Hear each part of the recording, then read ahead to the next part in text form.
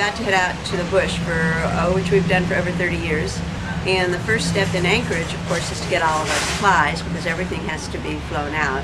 And that's part of the great kick of it. Fred Meyer's is the place for everything, and we start out here, and then we'll end up at the grocery store for smaller items and additional fresh vegetables they don't have.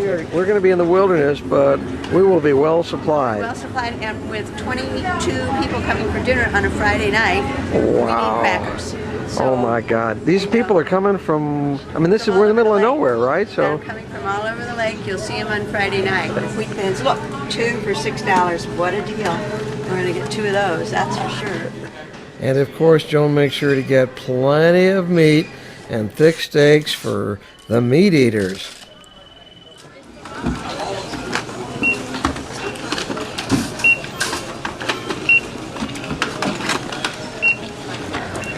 Man, this is a major enterprise. Wow. That's a big tab. What is this? There's the receipt for 397 items. This will make a cool addendum to our caribou hunt film.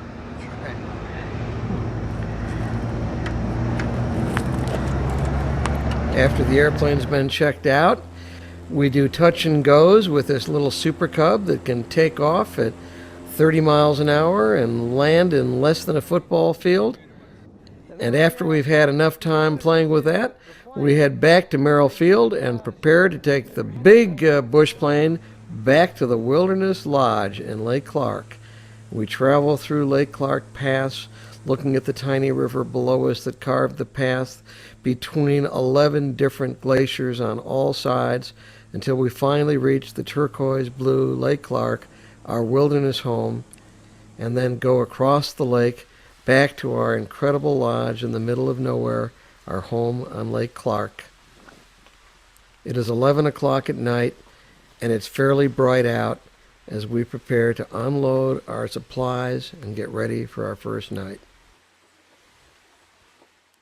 I'll take you for a tour now through the inside of our lodge after we fixed everything up. This is a 70-year-old lodge that we've managed to bring up to modern standards, but it's absolutely the same as the lodge that was originally sitting here in 1935, except that we've expanded and made it just absolutely a wonderful and comfortable home in the middle of nowhere, surrounded by mountains and lake and streams and glaciers. We then take off and go for a little flight seeing in the Stinson all around our backyard, which is the Lake Clark National Park, all 5.5 million acres.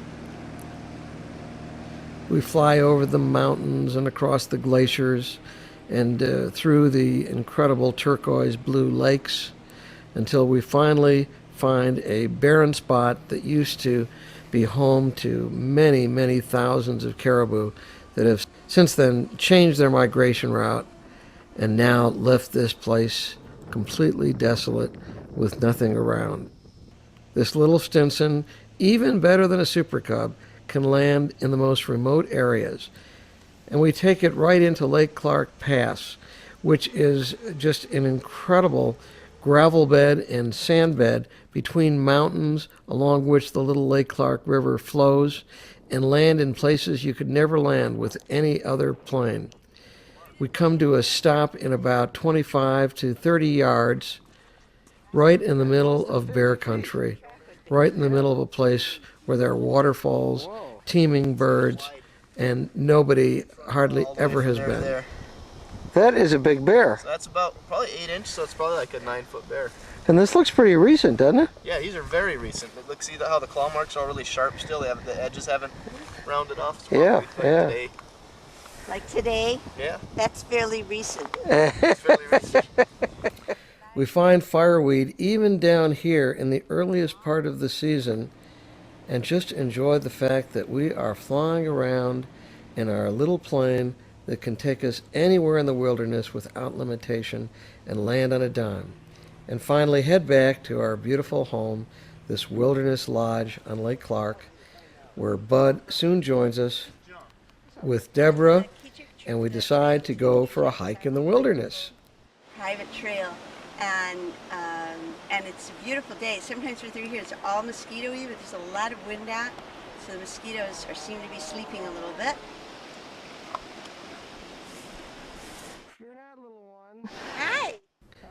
I never cease to be awestruck by these giant cottonwood trees that absolutely proliferate in our Lake Clark wilderness backyard. Enormous, huge trees with beautiful character bark coming up to an improbable top with very few leaves or branches that you could imagine could possibly support it. Once we reach the Keejic River, we get in our jet boat and jet up the river into areas where nobody ever goes, because it is so completely inaccessible without a jet boat. Get to river fishing spots that are absolutely idyllic, teeming with grayling, hungry for our flies. Here we are in front of Lake Clark, kind of a coldish, windy day, and we're going to head out across that lake, which is going to get pretty rough in the center, but it'll be cool because then we're going to fly down to Brooks Camp and find bears, as many as we can, to photo, and then see if we can catch some rainbow trout on a 3-weight rod. Grizzly bears and their cubs abound in this area, and we regard them as friends, although we keep a careful distance and make sure we only get close if there's enough salmon around that they're more hungry for the salmon than they are for us. We follow these fresh bear tracks all along the shore of the lake, and they're fairly ominous in the sense that they were not here the day before. The bears can often be hidden behind the leaves and just come out of nowhere, so you always have to be prepared. After we've had enough of bear viewing, we go fishing for king salmon, the ultimate fishing experience in Alaska. And these are enormous fishes, like this one Steve's got on right now. You won't believe it until we actually pull it in. Just enormous, 45 to 55 inch king salmon. Just a pleasure to eat, magnificent to catch. And we are happy fishermen all day long. Well, you got the still, Glenn? There we go. Catching one enormous king salmon after another until we finally reached our limit.